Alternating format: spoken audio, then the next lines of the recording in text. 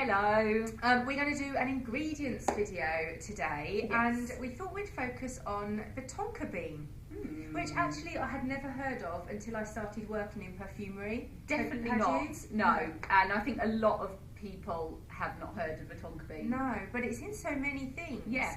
And the reason why we chose it is because out of the brands that we work with Elie Saab a lot, and Elie Saab has just launched a fragrance focused on the Tonka Bean and almond, so we thought we'd have a chat about that in a moment. And we thought actually there's quite a few things that have it, particularly men's fragrances in the base. It's quite common. So a bit of kind of background on the Tonka. Where does it come from? So it comes from South America. Don't know if any of you are watching from South America. Maybe you've seen one in real life. Brazil, South America today. So we're talking like Venezuela, Brazil, that kind of. And it comes from a tree. Now I'm really bad at pronouncing. Did we say Sarapia? Yeah, I think it's either the Sarapia or the Sarapia, but South American is not. Is it Portuguese? Portuguese, yeah. It is Brazil. Yeah. So anyway, that tree, it comes from that tree, and it basically it grows. It's like the fruit of the tree, so it looks like an almond. I was going to say it's like a nut, isn't it? Yes. That grows about almond shaped or almond sized. But then when you actually you don't pick it. You wait for it to dry naturally and drop naturally from the tree, and then you harvest it from the floor. And then you break it open and you get inside this little seed shriveled. I mean, it looks a bit like a raisin or something. Yeah, we'll put a picture somewhere on the screen for you to see what it looks like. Quite often when we receive information from the brands, they'll send us like pictures of the ingredients that they're focused on in the fragrance. And for years, we've been receiving pictures of these kind of shriveled up raisin type beans. And it's really interesting then when you start to understand the history of it, because Tonka Bean is not a new thing in perfumery.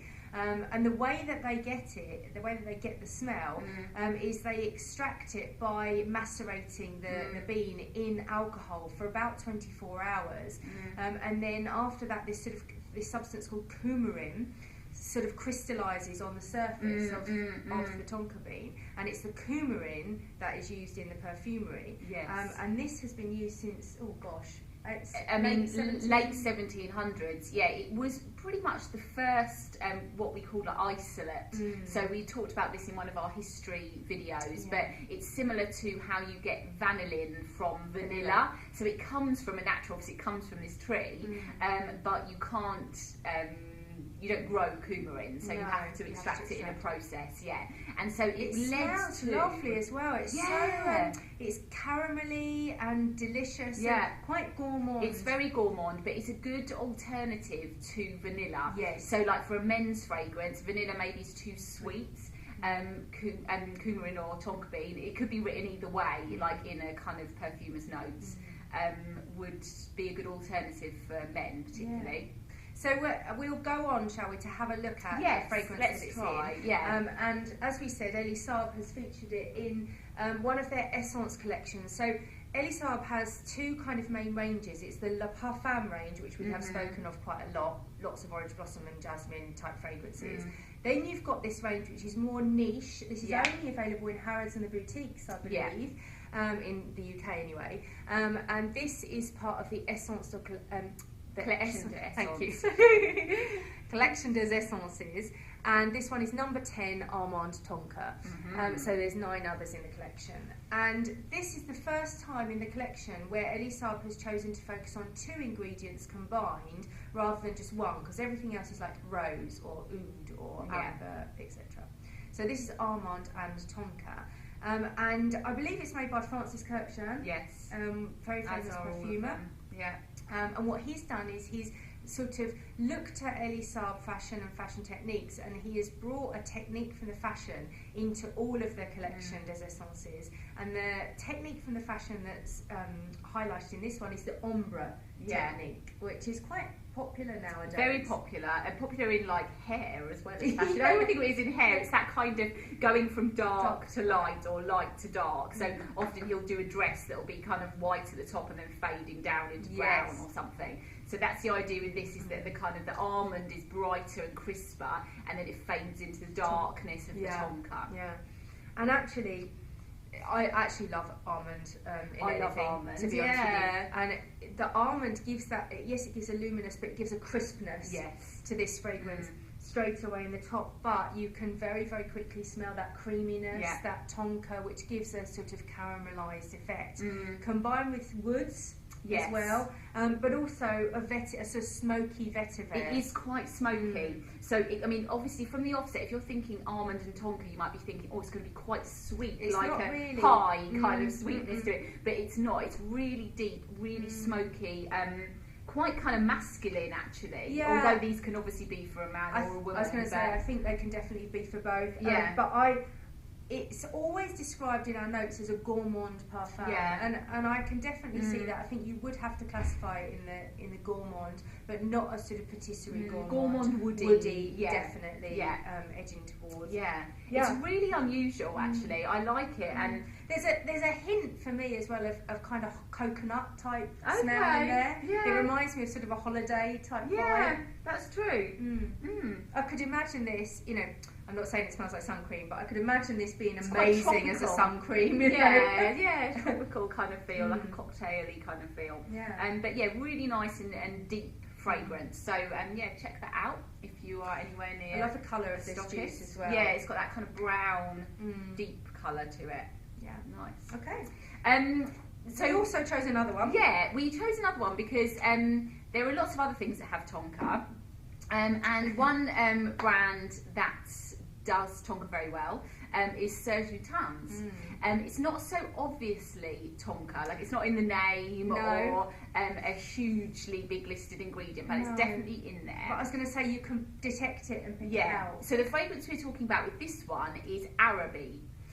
So we've got it here, and this is the bright yellow coloured fragrance. But he always colours his to match the smell, and I think that's really nice because the bottles for Serge Lutens, we spoke probably about this before, are so plain that it's really nice to have a juice inside that's a vibrant colour to give you a hint of what that smells like. Part of the art, isn't it? So the idea behind Araby is that I don't know if you know that Serge Lutens is French, but he lives most of the time in Marrakesh in Morocco. He fell in love with it in the 60s. And what he loves about it is all the smells that are around there in the souk. I haven't been, but I know you have. Yeah, it is overwhelming, the smells that are there. And just to tell you the little story behind this, because all Serge have stories and it's quite sweet. Basically, when he first moved to Marrakesh, he was invited to dinner at a kind of friend of a friend's house. And he thought, I'll have to take them a gift because I'm going for dinner. So he took some flowers, like some fresh flowers. And they were like so offended by these fresh flowers. Culturally not the right thing to do. Exactly, because he didn't realise, I mean, in our country here as well, we would definitely give fresh flowers. But in the culture there, in Marrakesh, and in a lot of areas of the world actually, those kind of wet, fresh things are thought of to be not so precious, not so great. The value is all in dried stuff, dried fruit, etc. So dried fruits, dried spices, dried flowers, everything dried. And so he was inspired by that kind of story of learning about that culture to make a fragrance, all with things that are dried. So, and I know I just had the same problem. I love this. It's very edible. Yes, this fragrance. That whole dried fig date. If you imagine being like on a stall in the Medina in Marrakesh and having, all those pots of like dates and raisins and figs and nuts and spices and the tonka, because obviously the tonka bean, like we said, is that kind of dried. It's matured and dropped to the ground. It's dried. You can again smell that creamy, smooth, caramelly type note. But it's got some. It's not just sweet. It has got some savoury spice in it. Definitely got that kind of savoury feel and definitely spice and hot. Feel like that almost kind of like a chili. Feel to it. But it's so interesting. Well, it's like when you cook, whenever you cook Moroccan food, you often combine savoury and sweet. So you put like apricots, for example, or something like that in the tagine, and you get that sort of combination of sweet and spice and savoury, and that's what you're getting through with this. I mean, It's as always with Mr. Lutens, it's a very interesting fragrance and very unique. Yes. And I love that about it. And the reason why it works well with our Tonka Bean, because Tonka Bean gives that sort of gourmet effect, but not in a patisserie way, which is nice. So yeah, really great.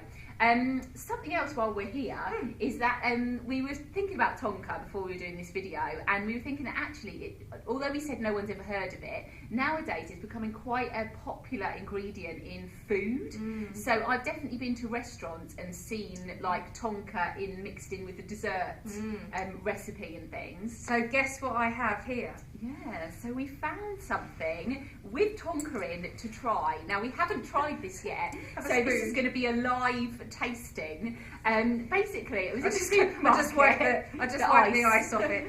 We were in the supermarket and saw this hazelnut and Tonka ice cream. So I'm really intrigued. We've not tried this before. No, we thought we would give it a try and see, because I've never tasted Tonka.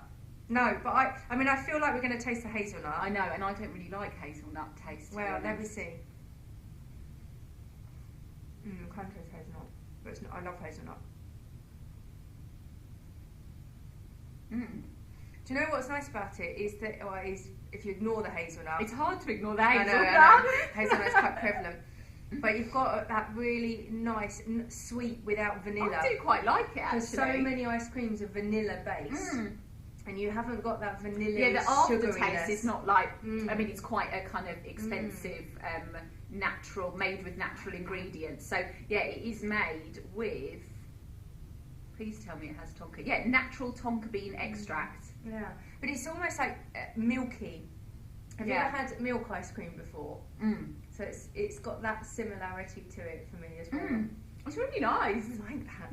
So watch us eating ice cream live on our YouTube channel. It's really good. Search it out if you can. I'm sure you can get other Tonka products as well, but it definitely works well in dessert. Yeah. Well, and again, there's a nut combined with a Tonka bean. Exactly. Just like the almond Tonka that we were talking about. Yeah. So there you go, nuts and Tonka bean. Who knew? It's the new big thing. Thank you so much for watching this ingredients video. Hope you enjoyed.